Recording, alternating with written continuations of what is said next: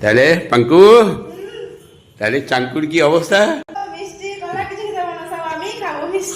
তুই খাবি? পূর্ণিমার সুগারটা 104, ওই জন্য মুনমুন বলছে ও মিষ্টি খেতে পাবে না। ওর খুব আনন্দ হয়েছে, ও খাবে না। কালকে একবার টেস্টটা হয়ে যায়, তারপরে দেখছি।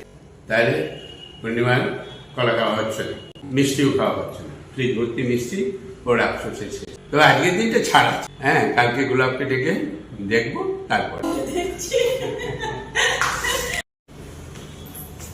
এই যে দেখো এই যে কত মিষ্টি করা আছে। কোথায়? ওই দেখো কত মিষ্টি। তুমি খুশি তো? তাই তাড়াতাড়ি করে বাড়ি থেকে চলে আসো, নেশা মিষ্টি খাবে, আজকে আর মাংস খেতে হবে।